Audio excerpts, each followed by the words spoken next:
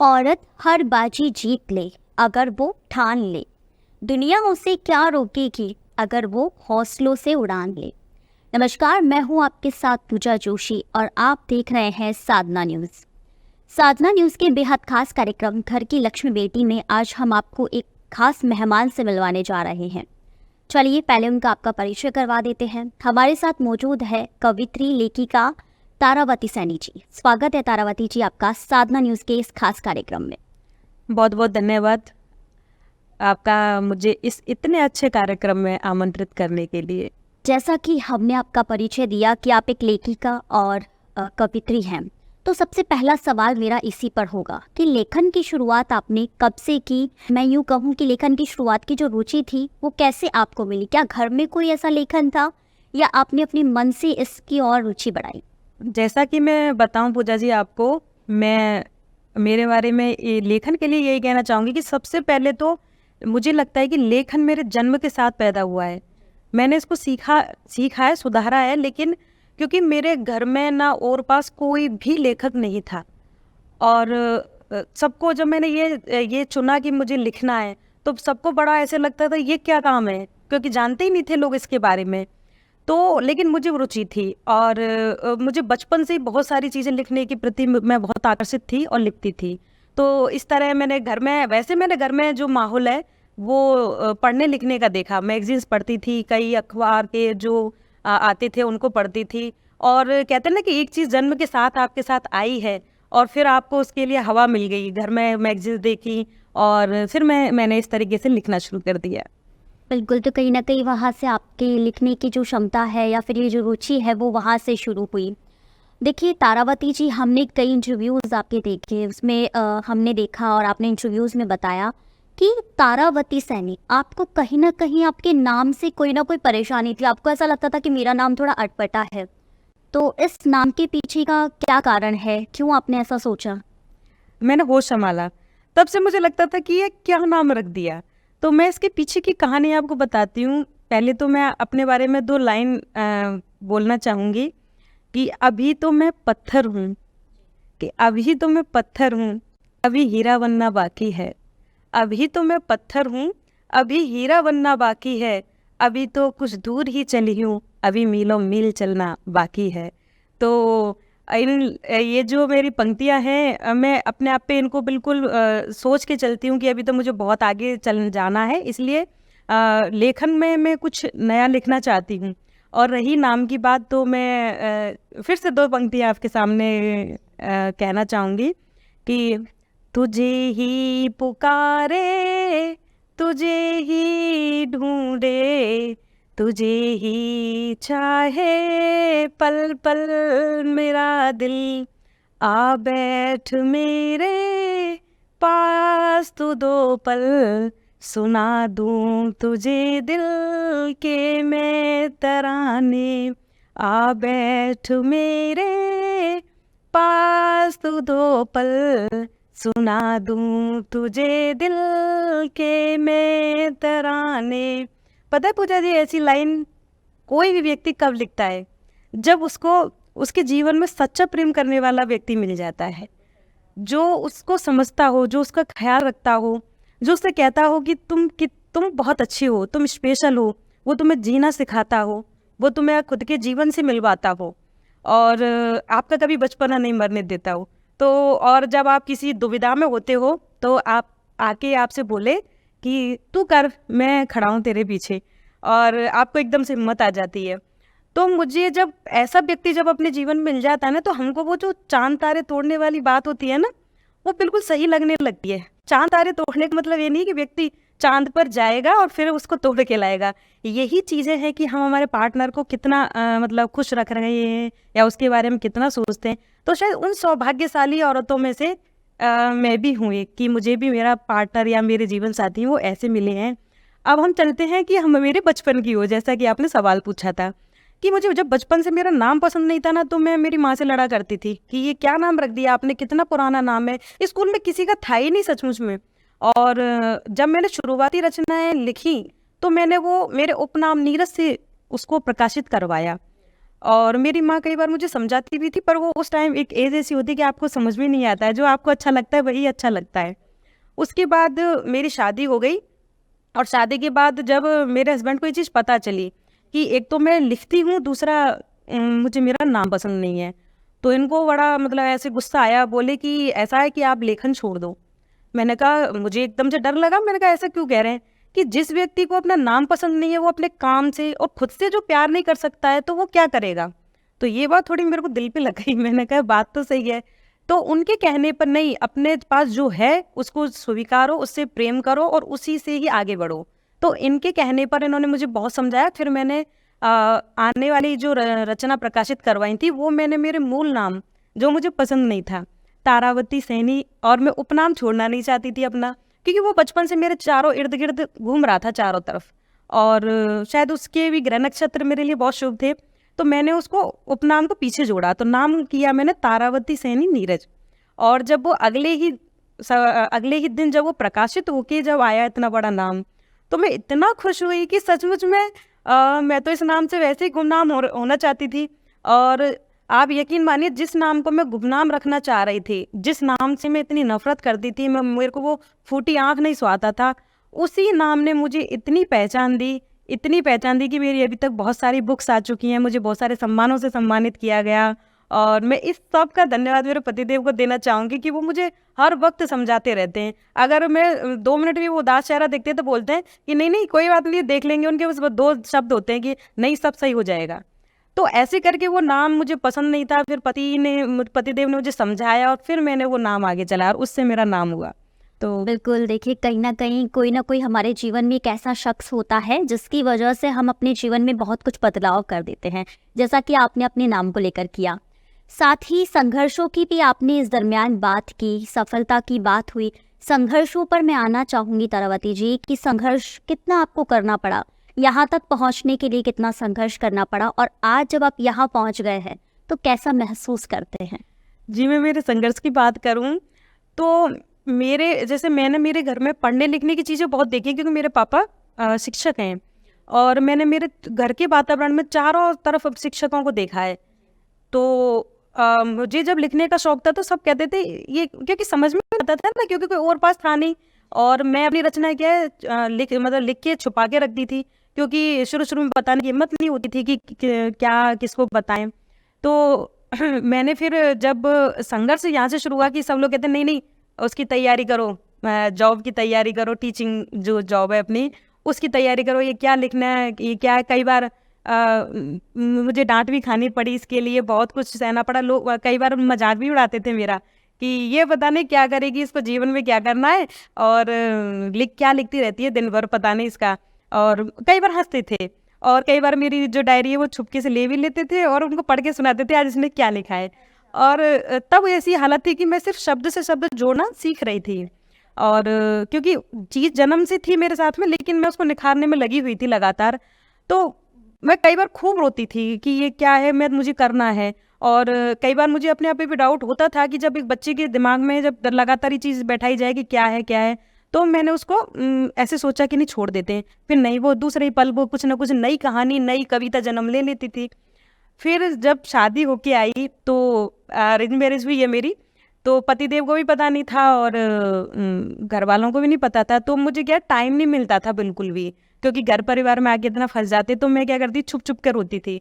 कोई रचना आई तो दिमाग में, तो मैं उसको लिख ही नहीं पाती थी। और बहुत कम एज में, मतलब आज के हिसाब से देखे तो मेरी उस वक्त इतनी एज नहीं थी शादी की। इसीलिए मेरे हस्बैंड जो है मुझे हमेशा एक बच्चे के रूप में देखते हैं। आज भी मैं इतना एज की होने के बाद भी वो सोचते बच्चा है, कोई बात नहीं है, तो छोड़ देते सारी चीज़ें। और तो मुझे जब टाइम नहीं मिलता था और घुटन होती थी एक अंदर ही अंदर, तो लिखने के लिए मैंने हो सकता है मैंने फाइनेंशियली जो है वो मेरे को वो सपोर्ट बहुत अच्छा है ईश्वर की कृपा से। लेकिन लिखने के लिए मैंने बहुत रोई हूँ, बहुत छुप छुप के लिखा है। कई बार जब बेटा हो गया था तब तो मुझे बिल्कुल भी एक शब्द भी लिखने का टाइम नहीं मिलता था, और दिन भर कुछ ना कुछ दिमाग में चलता रहता था। आखिर एक दिन ऐसे मेरे साथ कोई घटना हुई, क्योंकि आए पतिदेव तो उन्होंने बोला कि वो देखते हैं ना कि एक चेहरा आपका बताता है चीज़ें। तो नहीं, मैंने कहा नहीं, लिखना है। तो कह रहे कि तुझे अगर लिखना है तो कैसे भी चुरा टाइम और इसको लिखना शुरू कर। फिर मैंने लिखना शुरू किया। कुछ इनको डायरी मिल गई थी मुझे, मैंने जो छुपा के रखी हुई थी, मैं लिखती थी कुछ थोड़ा बहुत तो वो छुपा के रखती थी और वो इनको डायरियाँ मिल गई। तो इन्होंने फिर मुझे टाइम जैसे तैसे इन्होंने ऐसे सेटअप किया कि मुझे टाइम मिलना शुरू हो गया। और फिर धीरे धीरे 1 लिखी 2 लिखी, उसके बाद मेरी किताबें आईं, बहुत कुछ हुआ और आज यहाँ बैठी हूँ। बिल्कुल, देखिए समय की हम बात करने वाले थे, चूँकि आप एक गृहिणी हैं और गृहिणी होने के साथ-साथ आप अपने एक पत्नी भी हैं, एक माँ भी हैं, तो कहीं न कहीं परिवार की जो ज़िम्मेदारियाँ हैं वो बढ़ जाती है। लेकिन फिर भी आप समय निकाल कर के अपनी रुचि को आगे बढ़ा रखे हैं और परिवार में भी कहीं न कहीं ये एक प्रेरणादायक है कि हमारी बहू इस मतलब इस लायक तो है कि वो कहीं न कहीं किसी दूसरी बहू के लिए प्रेरणा बनी हुई है। देखिए, ऐसा कई बार होता है ना कि हमारे जीवन में कुछ अच्छे पल भी आते हैं, कुछ बुरे पल भी आते हैं, जो हमें या तो तोड़ कर रख देते हैं या बदल कर रख देते हैं। ऐसा कभी कोई जीवन में भावुक क्षण आया आपके, तब आप बहुत ज़्यादा टूटे हो या बिखरे हो या जुड़े हो? हाँ, ये आपने जो बदलने वाली बात की उस क्षण ने मुझे बदल दिया था। और सबसे बड़ी बात होती है आपके परिवार का सपोर्ट। अगर आप गिरते हैं, कुछ भी होता है आपके साथ, यदि आपका परिवार अगर वो आपके साथ खड़े हैं तो वो संभल के आदमी दोबारा से खड़ा होता है और फिर अपने काम में लग जाता है। तो मेरे साथ भी ऐसी हुई हैं चीज़ें, और लेकिन मैंने अपना लेखन जारी रखा उसको कभी। और मैं यही कहना चाहूँगी कि जिस काम में आपका मन है उसको किसी भी परिस्थिति में मत छोड़ो। तो मैंने वो किसी भी परिस्थिति में नहीं छोड़ा है और आज तक अनवरत चल रहा है। आपको कई जगह कई बार है ना सम्मानित भी किया गया है।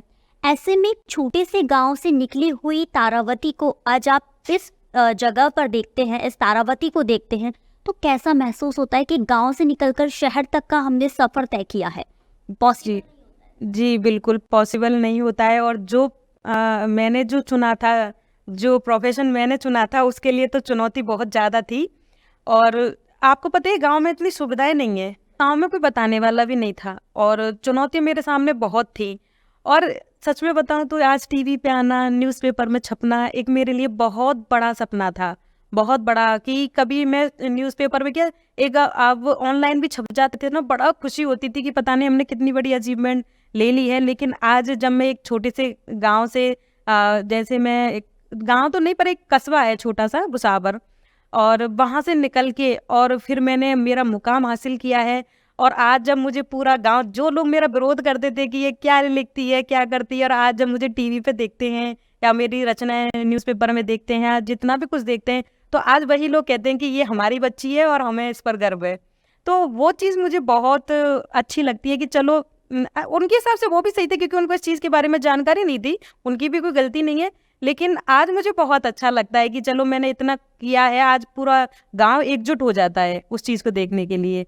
तो बड़ा अच्छा लगता है और अपने आप पे लगता है कि हाँ, मुझे और मेहनत करनी चाहिए और ज़िम्मेदारियाँ आती जा रही हैं मेरे ऊपर कि नहीं, मुझे और अच्छा करना है और अच्छा करना है। तो बिल्कुल, देखिए ये तो अच्छी करने वाली बात रही, क्योंकि देखिए शहरों में तो बहुत कुछ बदलाव है, मानसिकता भी कहीं ना कहीं लोगों की बदलती हुई नज़र आ रही है। लेकिन ग्रामीण क्षेत्रों की बात करें, और आप भी एक कस्बे से बिलोंग करते हैं, आप एक कस्बे से निकल करके शहरी क्षेत्रों में आए हैं, लेकिन ऐसा होता है ना कि ग्रामीण क्षेत्रों में उनकी मानसिकता बहुत अलग होती है, वो रूढ़िवादी होते हैं, प्रथाएं होती है, बेटी को घर तक ही सीमित रखना जानते हैं कि नहीं, एक महिला है तो घर का चूल्हा चौका और एक वंश चलाने के लिए होती है। लेकिन आपने उस प्रथा को चेंज किया, आपने अपने परिवार की मानसिकता को चेंज किया, तो कहीं ना कहीं ऐसा कभी आपके साथ कोई दौर आया है कि आपके परिवार ने भी आपको रोका हो कि नहीं, हमारे परिवार में ऐसा नहीं है बेटा, आगे बढ़ने के लिए शादी के बाद आगे बढ़ना, भले ही शादी के बाद आप आगे बढ़े, लेकिन ऐसा हुआ कि नहीं अभी नहीं करेंगे आप? नहीं, ऐसा होता है। देखिए शहर में और ग्रामीण क्षेत्र में एक चीज़ है कि शहर स्वतंत्रता और विकास और बहुत सारी चीज़ों की एक धुरी है स्त्री के लिए कि वहाँ पे उसको आज़ादी है। बहुत सारी चीज़ें हैं जो मुझे लगता है बहुत नहीं, बहुत सारी ही चीज़ें हैं जिनको ग्रामीण क्षेत्र की महिलाएं जानती तक नहीं है। और तो इसलिए शहर की लड़कियों के लिए या महिलाओं के लिए वो चीज़ें करना बहुत आसान है उनकी अपेक्षा। लेकिन ग्रामीण में एक कदम घर से बाहर निकालना भी मतलब बहुत मुश्किल है, और खासकर बहुओं के लिए। तो जैसा कि आपका एक कार्यक्रम है ना कि घर की बेटी लक्ष्मी, तो मैं चाहती हूँ कि मैं इस बदलाव को लाऊं कि कहते तो सब है कि घर की बेटी लक्ष्मी और बहू को भी लक्ष्मी कहा जाता है, लेकिन मानते हमेशा बेटी को ही लक्ष्मी है, बहू को भी उतनी दर्जा दो ना। तो जो जितना समाज का जो ताना वाना है जो बिखर रहा है, वो इसी सोच के लिए बिखर रहा है कि बेटी गई तो हम रोते हैं, बहू आई है तो नहीं। भले बेटी घर में जो बेटियां होती है ना अपनी, वो बहू की एज से भले ही कम होंगी, लेकिन उनसे उम्मीद की जाती है कि ये हमारा पूरा काम करके दे। होता है, ये सच्चाई है। तो ये बदलाव भी बहुत बड़ा है कि मैं चाहती हूँ कि कुछ लोग, जब जो मेरे दर्शक देख रहे हैं और उन तक मेरी ये बात पहुंचती है, तो बाकी में कहा तो बहू को भी लक्ष्मी जाता है और बेटी को भी लक्ष्मी कहा जाता है, लेकिन मानो उसको, मानो दोनों को। सही। तो ये तो मैं ये बदलाव लाना चाहती हूँ समाज में। और दूसरा क्या है कि महिलाएं, जो ग्रामीण क्षेत्रीय महिलाएं हैं, वो एक मतलब जल्दी से इतना पढ़ नहीं पाती हैं, और उनको चीज़ें, जैसे मैं खुद उस चीज़ में शामिल हूँ, क्योंकि मेरी एजुकेशन तो बहुत अच्छी है, लेकिन फिर भी मेरे काम के लिए मुझे संघर्ष करना पड़ा। तो जो महिलाएं पढ़ नहीं पा रही हैं या जो महिला कुछ नहीं कर पा रही है, उनके लिए तो बहुत ज़्यादा संघर्ष है। तो इस तरीके से ये एक द्वंद्व चल रहा है शहर की महिलाओं में और ग्रामीण की महिलाओं में। और मैं इस द्वंद्व को चाहती हूँ कि मेरे लेखन के जरिए मैं खत्म कर दूँ। खत्म नहीं, यदि मैं उन तक 1% भी अपने विचार दे के और उनको बदल पाऊँ, तो मुझे बहुत ज़्यादा खुशी होगी। अच्छा, अगला सवाल मेरा ये है कि क्या कारण रहा कि आपका लेखन जो है गांव यानी कि ग्रामीण क्षेत्रों तक ही इर्द गिर्द रह गया, और इतना ही नहीं, आप महिला संबंधित लेखन के प्रति भी काफ़ी संवेदनशील हैं। देखिए, मैं एक तो मेरा जन्म ही कस्बे में हुआ है, और मैंने वहाँ जो स्त्रियों की जो दशा, दुर्दशा तक कह सकते हैं, एक शब्द का प्रयोग करूँ तो, मैंने वो देखा है। और उसी के एवज में जब मैं उसी की तुलना में अगर मैं जब शहर में आई, तो मैंने उन चीज़ों में फ़र्क देखा। और पता नहीं क्यों मैं शहर में रह के भी मेरे खून में वो चीज़, गांव की चीज़ें रची बसी हुई हैं। और मैं अमेरिका से लेके, कहीं से भी विदेशों से लेके मेरी कहानी शुरू कर दूं, वो एंड उसका वहीं आता है गांव में ही। और गांव से मेरे एक अलग तरीके का लगाव है बहुत। मेरे को वो चीज़ें, मेरी जो संस्कृति है, जो धरोहर है, वो मुझे बहुत आकर्षित करती हैं। मुझे लगता है कि वो चीज़ें लोगों के सामने आनी चाहिए, वो नई पीढ़ी को पता चलनी चाहिए कि अब आजकल क्या ना, बस लोग बस भाग दौड़ की ज़िंदगी जी रहे हैं, लेकिन असली ज़िंदगी क्या है उसको समझ ही नहीं पा रहे। इसलिए मैं चाहती हूँ कि लोग, गोबर मिट्टी से लीपा जाता है उसके बारे में पढ़ें, जो अपने गेरू होता है उससे मारे जाते हैं, इनके बारे में पढ़ें। और बहुत सारी चीज़ें हैं, मैं वो सारी चीज़ें लोगों के सामने लाना चाहती हूँ। एक तो मेरा वो पहलू है। और महिलाओं के प्रति मैं इसलिए संवेदनशील हूँ कि एक तो मैं पहले खुद ही महिला हूँ, कुछ अच्छा बुरा सारे अनुभव मैंने किए हैं। और जब मैंने महिलाओं को देखा वहाँ पे, महिलाओं को देखा कि वो इतने दुख पा रही हैं, आदमी शराब पी रहा है फिर भी उसी आदमी के साथ रह रही हैं। और ये जितनी भी जो मैं कहानियाँ लिखती हूँ, वो सारी की सारी मेरी असली मुद्दों पर हैं, और मैंने उनके दुखों को बहुत नज़दीक से देखा है। और शायद देखते तो सभी लोग हैं, आप भी देखते हो, हम भी देखते हैं, मेरे भी घर परिवार वाले, लेकिन शायद लेखन मेरे अंदर था तो मैं उसको लिखने में सक्षम रही हूँ। तो मैं चाहती हूँ कि उनकी जो भी उनकी चीज़ें हैं, जो उनके दुख हैं, वो लोगों के सामने आए, और वो लोगों को पता चले उनकी मानसिक स्थिति उस वक्त क्या होती है। एक जब महिला की किसी की जब बेटी हो जाती है ना, तो आप पूछिएगा उससे कि उसके ऊपर क्या बीतती है, क्योंकि उसको बेटी की चिंता नहीं होती है। उसको ये लगता है कि अब मेरे साथ क्या होगा, क्योंकि लोगों को लगता है कि अब बेटी हो गई, अब कोई। तो बहुत सारी चीज़ें हैं जिनको लिखना जरूरी है, और अभी बहुत सारा मेरा लेखन बाकी है, और मैं बहुत लिखना चाहती हूँ जीवन में। बिल्कुल, देखिए, एक लेखिका जो है कहीं ना कहीं ये सारी चीज़ें जो जीवन में होती है उसी पर लिखती है। इसी के साथ, जैसा कि हमारा कार्यक्रम है घर की लक्ष्मी बेटी, और जैसा कि आपने भी जिक्र किया, घर की लक्ष्मी बेटी कार्यक्रम के तहत आप कुछ इसमें जोड़ना चाहती है, या इस कार्यक्रम के लिए आप कुछ बोलना चाहते हैं? जी बिल्कुल। पहले तो मैं एक बात बोलती हूँ कि बेटी के लिए कविता पढ़ती हूँ, क्योंकि बेटी का कार्यक्रम है और मैंने कविता पढ़ी नहीं है, तो मैं बेटी के लिए एक कविता पढ़ती हूँ। ब्रह्मांड उज्ज्वलित रहता है जिससे वो दिया है बेटी, ब्रह्मांड उज्ज्वलित रहता है जिससे वो दिया है बेटी, ईश्वर का दूसरा नाम सृष्टि की रचयिता है बेटी, बाबुल के सूने आंगन का हंसता हुआ गुलाब है बेटी, बुझते हुए सपनों का चिराग है बेटी, झिलमिलाते चांद सितारों का आकाश है बेटी, रंग बिरंगी चूड़ियों की खनकार सावन का त्योहार है बेटी, माँ बाप के आंसुओं को पोंछकर खुशियाँ देने वाली होती है बेटी, दो घरों का सम्मान संसार होती है बेटी, दो घरों का सम्मान संसार होती है बेटी। तो मैं इसके ये कि मैं वही फिर से अपनी बात दोहराना चाहूँगी पूजा जी की, बहू को भी लक्ष्मी मानिए। अपन बेटी के लिए बहुत सारी, बहू के लिए कभी आपने कोई कविता देखी है उस तरीके से? नहीं है ना। क्यों ऐसा होता है? हम लक्ष्मी लक्ष्मी करते रहते हैं, तो जो लक्ष्मी, जिसको हम लक्ष्मी मानते हैं ना बेटी को, वो लक्ष्मी तो किसी और के घर जाने वाली है। है ना। तो जो आएगी अपने घर में, जो असली लक्ष्मी आएगी, आप उसका भी उतना ही सम्मान करेंगे तो शायद घर में और तिगनी चौगनी खुशियां हैं, जो चांद सितारों की जो जितने भी है सब आपके घर में आएंगे। तो मैं चाहती हूँ कि वो फर्क जो है वो खत्म होना चाहिए। इस घर की बेटी लक्ष्मी के शो के माध्यम से, कार्यक्रम के माध्यम से मैं यही बात कहना चाहूंगी। और दूसरा ये भी है इसमें कि जब हम मानते हैं कि नहीं, एक कहते हैं कि बेटी को ये भी कहा जाता है कि तुमको तो पराए घर जाना है। जब पराए घर से जो लड़की आती है उसको कहे कि ये तो पराए घर से आई है, ये क्या हमारे दुख दर्द समझेगी, है ना। ये होता है ना नॉर्मली कि उसको पराया घर जाना और उसको हम पराई मानते हैं। लेकिन जब मान सम्मान इज्जत की बात आती है तो सिर्फ वही लड़की क्यों याद आती है, लड़के क्यों नहीं याद आते। कि जब सम्मान की इज्जत की बात आती है तो सारी धज्जियां लड़की के ऊपर आ जाती हैं कि नहीं नहीं नहीं, इसने हमारा ऐसा कर दिया, उसने ऐसा कर दिया। और जब घर में रखने की, खिलाने पिलाने की, सुख दुख में कुछ बांटने की बात आती है तो ये पराए घर की है ना। तो और इसी में दूसरा ये है कि अपने घर के लड़कों को इतना वो बनाओ कि जो हम जितनी भी घटनाएं देख रहे हैं ना, ये नहीं होंगी। अगर आप किसी को कुछ में सुधारो, आप अपना खुद का बेटा संभाल लो, आप अपना खुद का बेटा उसको इस तरीके के संस्कार दो, उसको इस तरीके से सिखाओ कि अपने आप ही देखना धीरे धीरे पूरा समाज अपने आप ही खुश हो जाएगा, सुधर जाएगा। तो ये छोटी छोटी चीजें जिनको हमें करना चाहिए। बिल्कुल, आपने जो पंक्तियाँ कहीं ना कहीं महिलाओं के लिए, स्त्रियों के लिए जो कही है बात, ये पंक्तियाँ हैं जो आपने दोहराई है, वाकई बहुत अच्छी है। और जाहिर सी बात है कि मानसिकता को हमें बदलना होगा, समाज अपने आप बदलने लगेगा। तो बिल्कुल, बहुत बहुत धन्यवाद तारावती जी आपका इस कार्यक्रम में जुड़ने। जी जी, बहुत बहुत आपका भी बहुत बहुत धन्यवाद। और मैं आखिरी पंक्तियाँ यही कहना चाहूँगी कि जिंदगी के कुछ पत्ते यूं ही बिखरे रहने दो, मत समेटो उनको।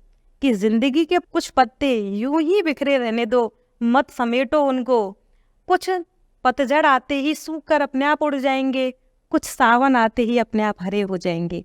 इसलिए जीवन में खुश रहो, सुखी रहो, क्योंकि जो होना है वो हो जाएगा। जिसको जो दुख है एक टाइम बाद वो अपने आप कहीं ना कहीं चले ही जाना है और आपको खुशियां लौट कर आनी है। इसलिए हर चीज में ज्यादा मत चिंता कीजिए, जितना है उसमें खुश रहिए, स्वीकार कीजिए जैसे मैंने अपने नाम को स्वीकार किया है। तो आपका बहुत बहुत धन्यवाद।